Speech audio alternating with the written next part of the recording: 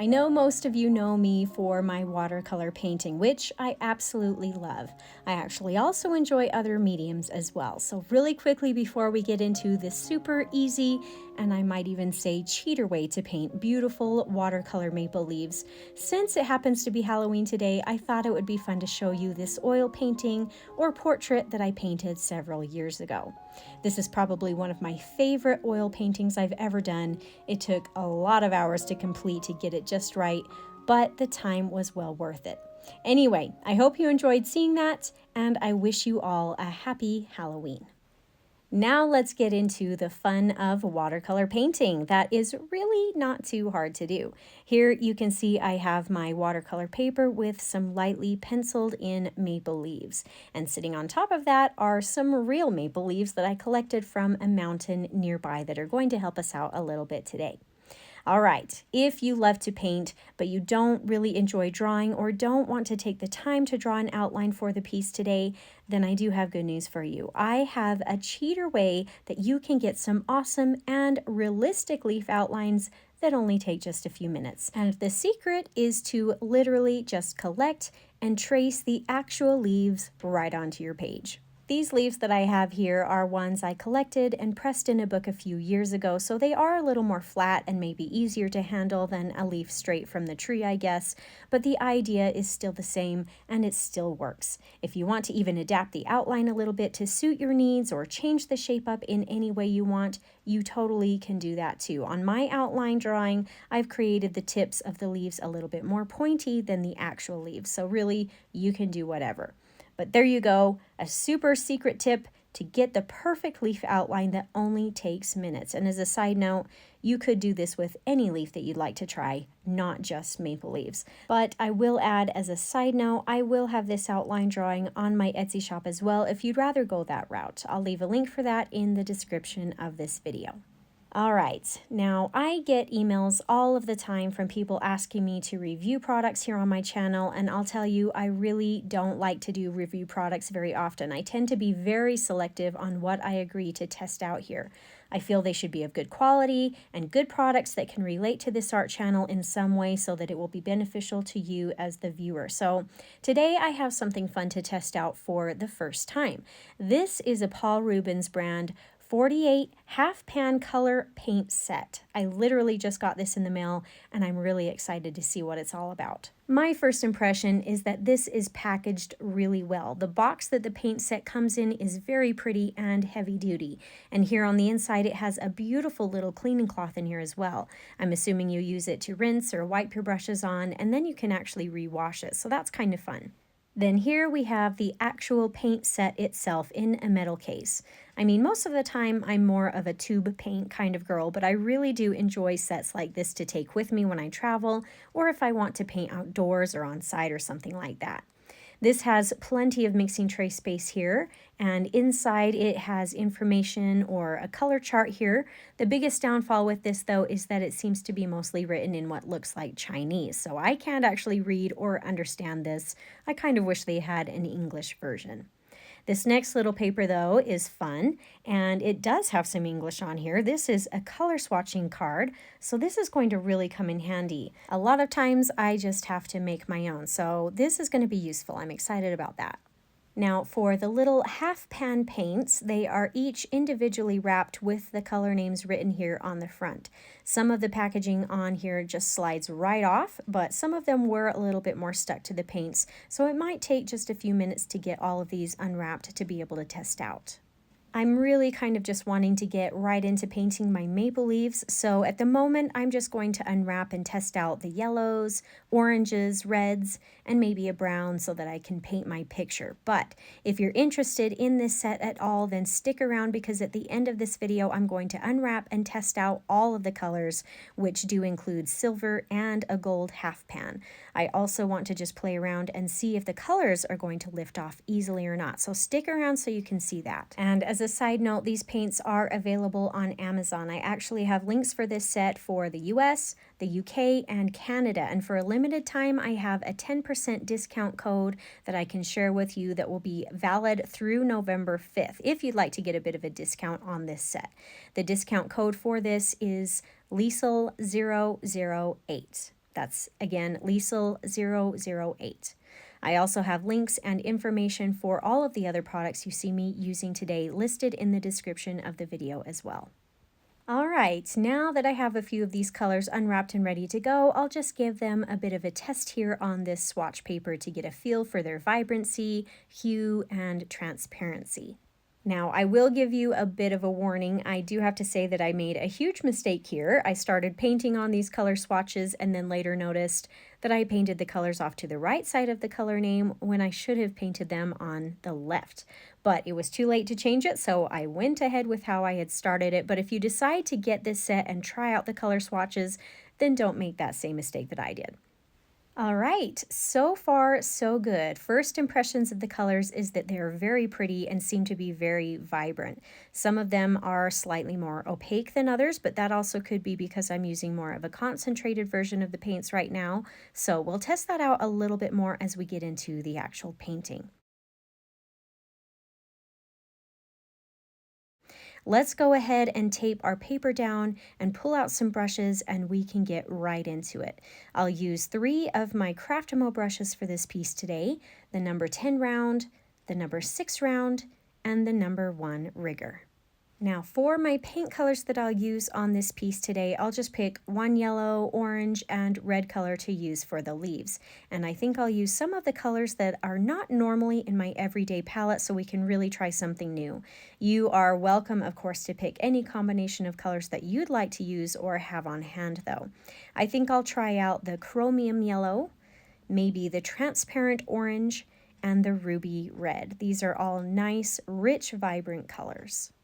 As I'm trying to apply these paints to my tray here, I didn't have much trouble getting the yellow and the orange to stick, but on this little well here you can see that the red is really wanting to bead up. This can happen sometimes with brand new plastic or metal trays. They just haven't been broken in quite yet. Usually this happens because there's kind of a coating on here. This becomes less of a problem as you use the tray more and that coating starts to wear off. Or I do know of some people that kind of speed up that process and rough it up sort of and gently sand the surface a little bit to break it in faster. I just thought it was interesting that the first 2 wells didn't give me much trouble, but this one did. All right, let's move on. So first up, let's use the number 10 round brush to paint on a little bit of water on the leaf. We're going to be using the wet on wet technique today to paint these. This initial layer of water is really going to help our colors blend and spread into each other. I'm choosing to use the number 10 for this part because it can hold a lot of water, so I can fill out this area with water pretty quickly and pretty easily, but you can use a smaller brush if you'd rather. You might notice that at the moment I'm not actually trying to paint the water clear to the edges of the pencil marks right now either.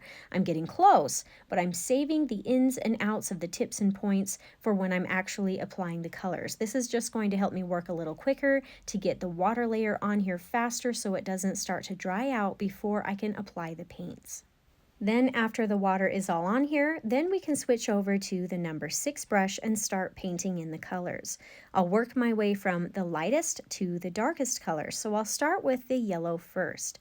Now at this point, there's not really a rule or reason for where to place these colors. You have the artistic freedom to do whatever you want here, and a lot of my leaves will just turn out with what my paints want to do and where they want to spread. But for now, I'll start painting in some of the tips and the ends that I didn't quite get with the water to finish them off and crisp them up.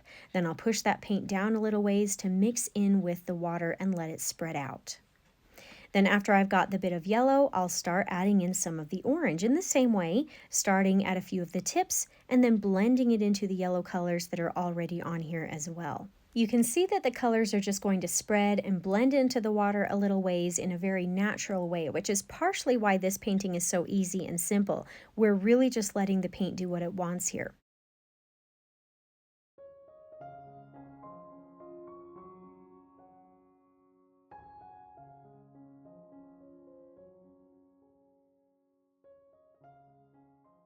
And lastly, to add even more contrast of colors on here, I'll throw a little bit of this red color and let it blend in a bit.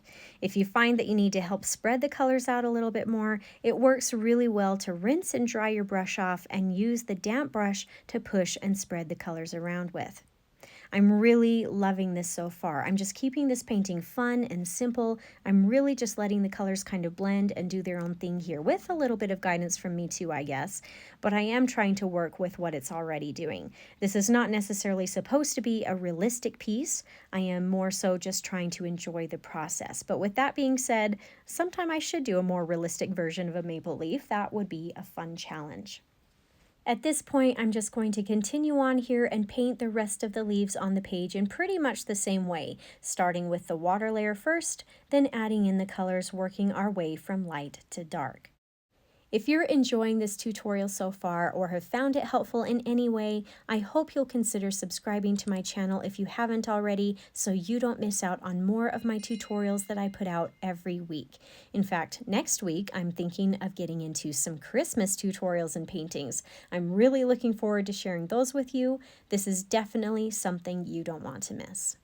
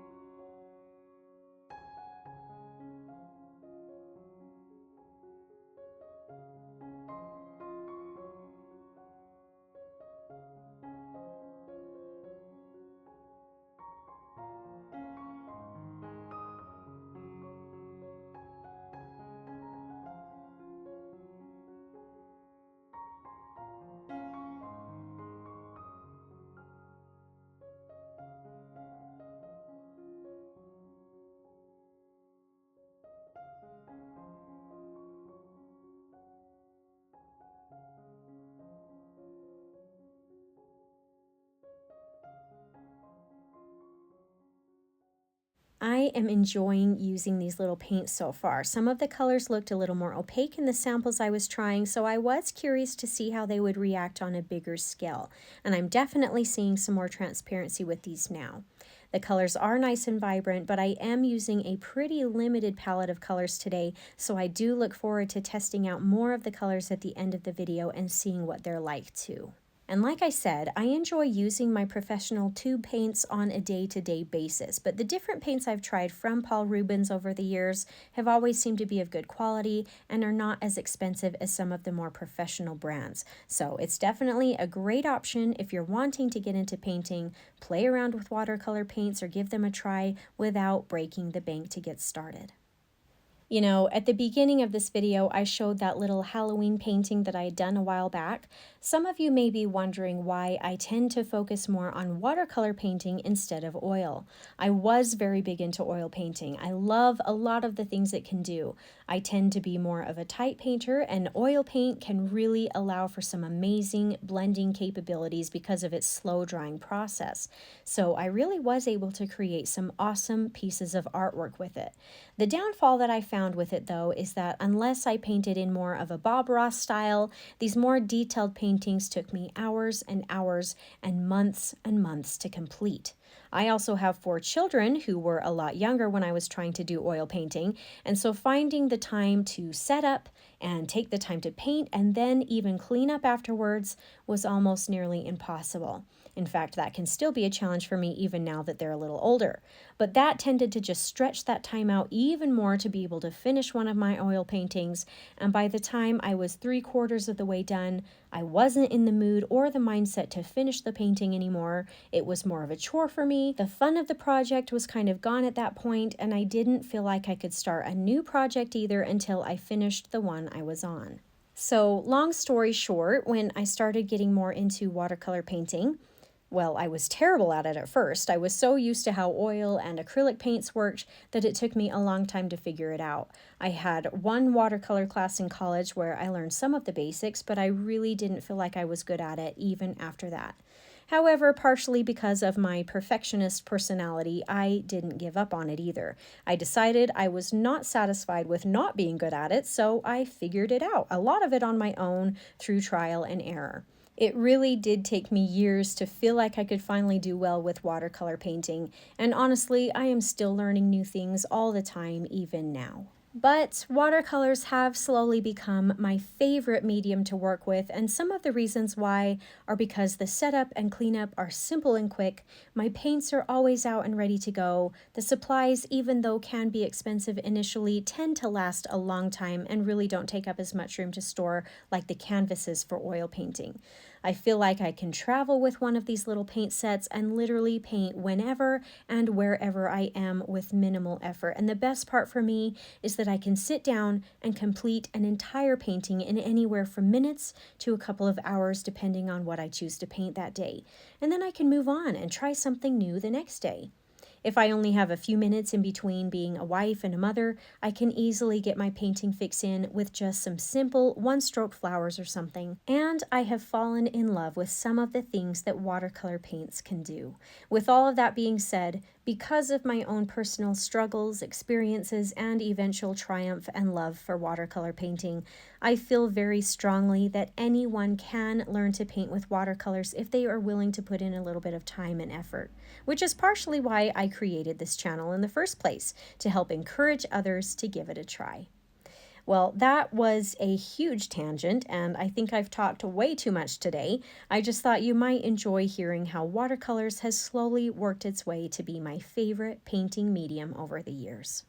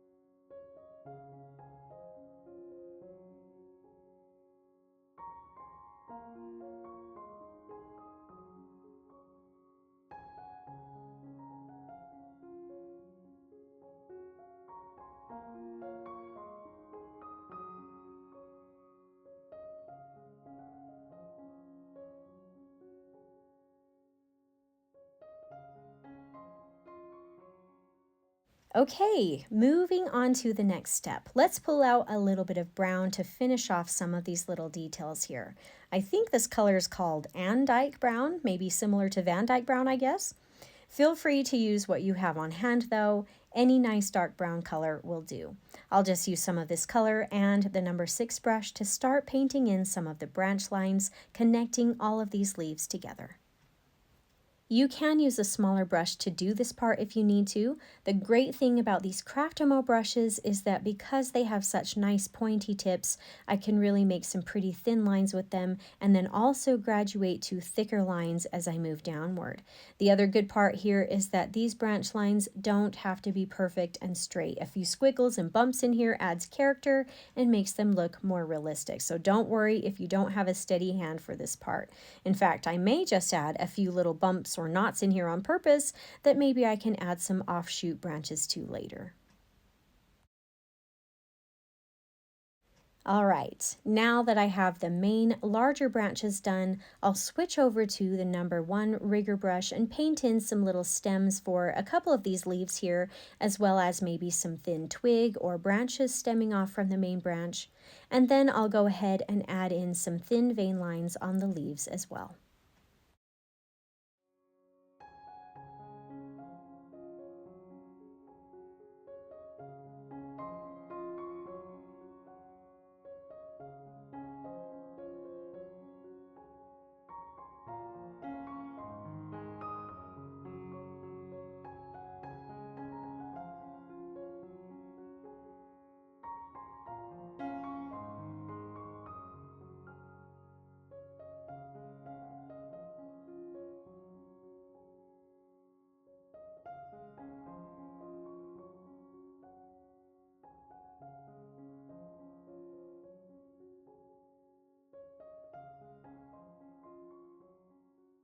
If you'd rather use different colors for the vein lines rather than this brown, that would be okay too. I'm going to go ahead with the dark brown, but I am going to be careful not to make them look too dark though.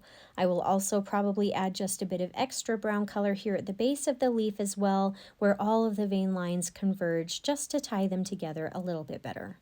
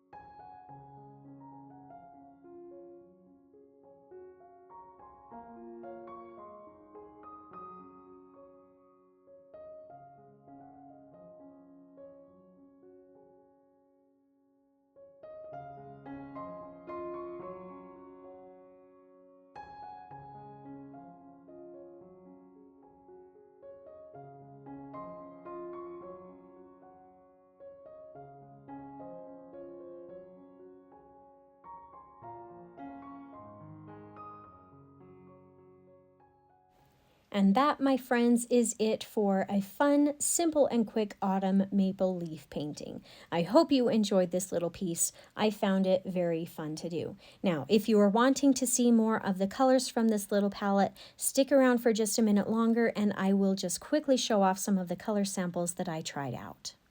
Now, of course, I need to unwrap these first, but I was having a hard time getting some of these little half pans out of the case with just my fingers. Maybe there's a trick to it that I don't know about to help get them out, but I ended up using a butter knife to just pop them out so that I could unwrap them, and that seemed to work okay for me. Then, after I got them all unwrapped, I went back and tried out some of the colors that I had skipped over initially. Now, these first two colors may be a little hard to see because the first one is actually an opaque white. So to test that out a little bit better and make it more visible to you, I decided to see if it would show up on this strip of red, and sure enough it did. So that could be fun to play around with later. There is also a sparkly silver color here next that you can see a little bit better than the white, and it does have a fun sparkle to it, so that could also be really neat to use on a project as well. I'm just going to skip and speed through some of this little color sample part here just so it doesn't take too long, but these are really nice colors. Some seem to be more transparent than others, but as I found out with the painting I did, even the colors that didn't seem as transparent turned out okay on a larger scale. Some of the colors may be a little more granulated than others too. It seems that people tend to either like the granulation and the extra texture that it can add to a piece, or they really don't. So for me, I guess I don't really have a strong opinion about that one way or another. That's just something that I don't bother with or look for. Most of these colors seem to be pretty smooth though. Now, as I said at the beginning, I realized after it was too late that I started painting these color samples off to the wrong side of the color names. So here on this last row, I decided just to paint a small sample here on this side and then do a larger sample on the other end of the page so that I could see it a little bit better, but at the same time not get mixed up as to which color name it went with. So just be more careful than I was when you start painting your samples and you won't have this problem. There really are some pretty colors in this little palette though, a good assortment. Here is the gold color that I mentioned earlier, and it is sparkly too, just like the silver. In fact, I noticed that the paper sample itself has some sparkles on it, which is kind of fun too. I like that. It would be fun to have watercolor paper with sparkles in it to just paint artwork on. The sparkles kind of shine through some of these colors as well, which is really kind of neat. I think this row of colors right here is my very favorite though. So pretty. The blues, pinks, and purples are really nice. I'll have to paint something using these colors sometime. Now, really quickly before I'm done with this test sample paper, I did want to see if these paints tend to reactivate or lift off after they're painted and dry, or if they tend to stain the paper more. This is more of a bigger deal to me than the granulation, so I'll just get a little bit of water on my brush and kind of scrub a little bit of the strip here and then dab it off with my paper towel to see if the color lifts. Now, this isn't necessarily a good or a bad thing, but I do think it's important to be aware of because it can change what or how you paint things. For example, if I'm doing a layering or transparent type of technique or painting, I actually don't want the colors to lift off because that will ruin or change the desired effect. Instead of the lines overlapping and staying crisp, then they kind of blur and wash off. But on the other hand, let's say that you're doing maybe a bokeh effect or something, and you have that intention to lift off some color, then it can make it hard to work with if the colors stain more. If the colors tend to lift better, it's also a little bit easier to fix mistakes if you make them because you can take that color off and try again. So really, it's kind of a matter of preference and knowing what you want your paint to do or how you want it to act on a particular piece. So far, I'm finding that the majority of these colors are lifting off fairly well. There are a few that are not doing it as much as others. It seems like the reds and yellows are not lifting off as much, but again, that's not necessarily good or bad, just important to keep in mind. Well, I think that's it. In conclusion, overall, I think this is a nice little set and I look forward to using it more in the future. It was fun to test and try out today. Make sure you join me next week because we are going to get started into some Christmas paintings. If you enjoyed this tutorial or found it helpful in any way, I hope you'll consider subscribing to my channel so I can continue to help you discover your artistic side.